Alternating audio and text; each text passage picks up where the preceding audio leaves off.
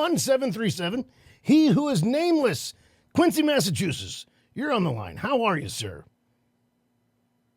I mean, Bruce, I'm right? outstanding. And Go ahead. yes, I'm going as Bruce today. How are you? Wonderful. I'm great. I'm still regular Joe every day.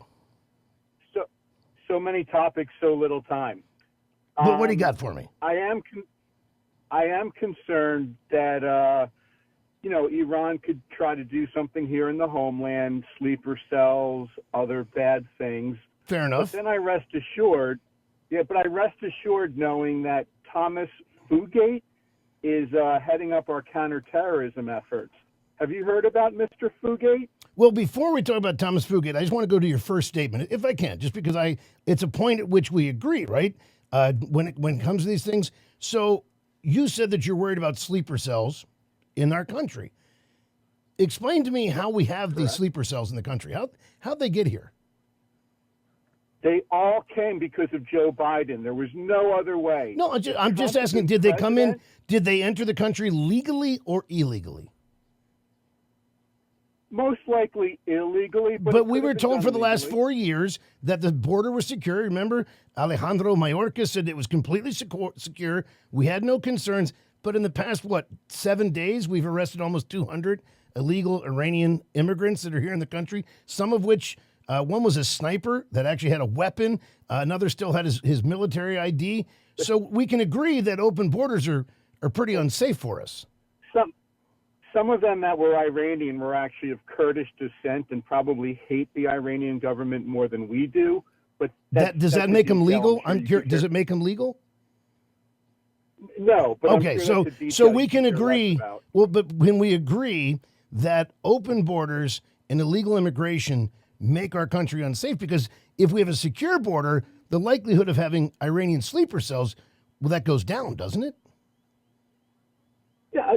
When did I say I'm for open borders? No, I'm asking. It was an actual question. I want to make sure we agree on this. So you're agreeing. You're asking questions that are obvious. Like who in their right mind would say I'm for open borders? What did the Biden regime do for 4 years? You say anyone in the right mind? Everybody defended them. Did you vote for Joe Biden? No offense, they did deport a ton of people, right? Okay, did the Biden administration have open borders? Yes or no? Did they deport a ton of people? Well, I thought only evil Donald Trump did that. I thought that only evil Donald Trump deported people. Well, he does it a different way. It's a different kind of, because we don't give him a kiss on the forehead, leave a mint on the pillow in the plane. I mean, what? Here, my question's simple. Yeah, it's not. You said that insane people. Hang on a second, but you said a moment ago that it's obvious nobody would support open borders, but in fact, for the last 4 years prior to Donald Trump, all the Democrats are supporting open borders. Everybody was telling us that they were telling us we were fine. That's other than a few nutcases like AOC. Who the hell was calling for open borders?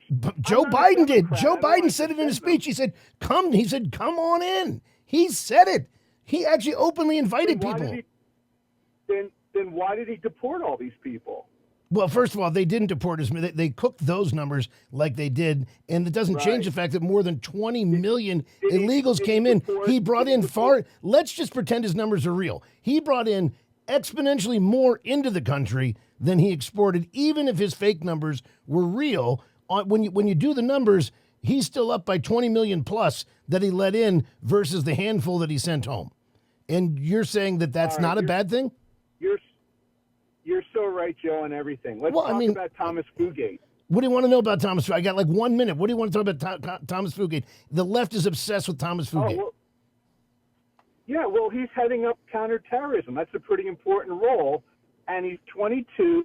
He worked in a grocery store and he did landscaping. So he's a hard Those worker. Are the most qualified people. How do you know he's not qualified? He's a hard worker. So he had jobs. He shows up on time. So he doesn't spend his day calling in like a seminar caller to talk radios because he has nothing better to do with his time. He actually went out and worked for a living. He went to college and got a degree. He worked for the government. He worked his way up, and he was offered a position that you have deemed with pretty much no actual justification that he's unqualified because you're an ageist apparently as well, because apparently young people can't do anything. I'm sure you think old people probably should be euthanized. So I'm not really sure. Everyone keeps making this big deal. My question is, tell me something that Fugate has done that has been questionable. Tell me what in his role that he's done that has you actually concerned other than just it being a straw man argument. The Regular Joe Radio